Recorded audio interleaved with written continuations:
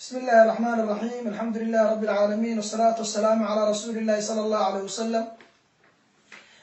dhammaan walaalaha igala socda aalada internetka ama facebooka ama twitterka ama youtubeka waxaan jecelahay inaan idiin soo gudbiyo qiso kamid ah qisooyin aad iyo aad murugo u leh oo naxdin u leh. qisadu waxay xambaarsan tahay cibrad iyo waano iyo maxaa la yiraahdaa qofka inuu ku waasamo. qisadu waxay tahay walaalayaal, qof muslim ahaa markiisii hore ayaa wuxuu ka tagay wadamadii muslimiinta mudankii u dhashay, waxa uu tagay wadamada reer galbeedka ayuu tagay oo qurbaha.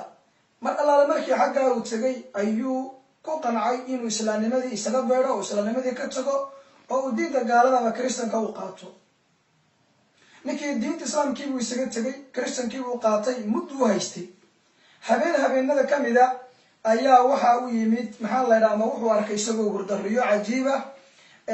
riyadaasuna waxay ahayd ama waxay u dhacday qaabkan: habeenkii saqdhex isagoo hurda waxaa u yimid nin sida warqad cad oo sidan oo kale ah oo cad ayaa riyadii ugu yimid.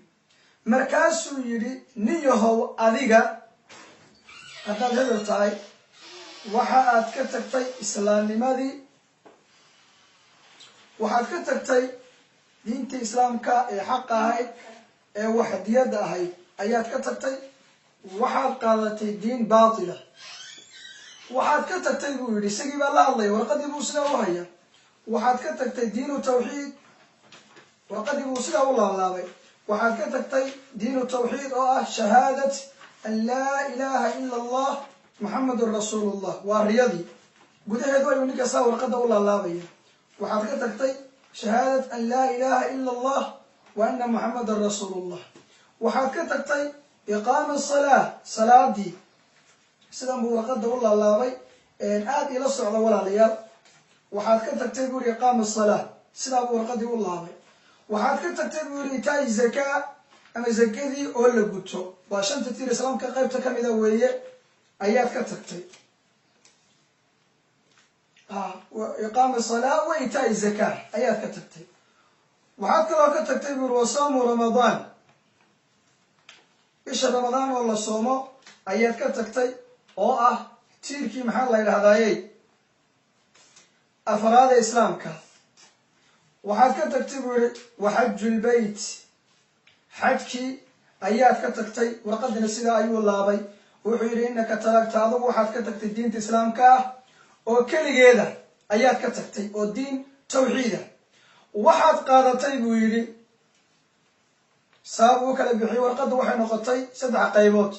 waxaad qaadatay buu yidhi diin tilmaamaysa 3, waayo kristanku waxay dhahaan allah iyo maryama iyo jesus, ama ilaahay iyo maryama iyo nabi ciise walciyaadu billah. maadaama aad ka tagtay buu islaamnimada aad 3 qaadatay, wuxuu bilaabay durbadii inuu warqadii jeexjeexo. warqadii sidan buu u jeexjeexo walaalayaal, waa cibro. sidan buu yidhi, marka sidan ayuu warqadii u jeexjeexay oo uu kala gurayaa. sidaa buu yidhi.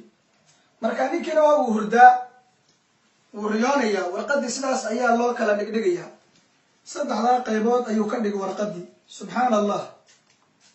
marka ila socda oo ay eegta oo sida ay maxaa la riyadu u dhacday. marka ninkii waa uu hurdaa, warqadiina sidaasaa loo jeexjeexayaa. talo warqadu maxay noqon doontaa? sidan ayaa warqadii ninkii uu sameeyey. isagoo hurda ayuu warqadii kala furay, ayuu sidaa buu yidhi, warqadii buu sidaa yidhi. maleeg ila socda walaashayda muslimada ahay iyo walaalkayga muslimka ahaw. ninkii warqadii ayuu sidaa ku sameeyey. warqadii ayuu sidaa yeelay. subxaan allah. warqadii ayuu sidaa yeelay. ninkiina uu la hadlay, wuxuu leeyahay, adigu aayahaagu iyo masiirka iyo meesha aad ku dambayso sidan ayay noqon doontaa. maadaama diinta islaamka aad ka tagtay, masiirkaagu wuxuu noqonayaa hel oo ah jaxiim. naarta jaxiimaad galaysaa buu leeyahay haadaa masiiruka waxa weeyaan meesha aad galayso waa heel waa jaxiima maadaama aad adigii qaadatay midan oo aad ka tagtay islaamnimadii laa ilaaha ila allah muxamadun rasuulullah walaalayaal markii aynu ka gaabinay dacwadda ilaahay subxaanahu wa tacaala cid walba ayuu isticmaalayaa oo xaqa iyo diinta dadka maxaa la yidhaha ugu yeedha ninkii mar allaale markii uu xaaladaa la kulmay ayuu ninkii wuxuu durbadiiba tagay masaajidka isagoo ku baaqaya inuu ilaahay subxaanahu wa tacaala ugu soo noqdo u toobad keeno maadaama mucjisada ilaahay uu tusay walaalkayga daaci baa tahay walaashayday daaciyad baa tahay diintaada hayso dad kale diinta ugu yeedh wallahu subxaanahu wa tacaala aclaa wa aclam waa walaalkiin aadan maxamed oo idin leh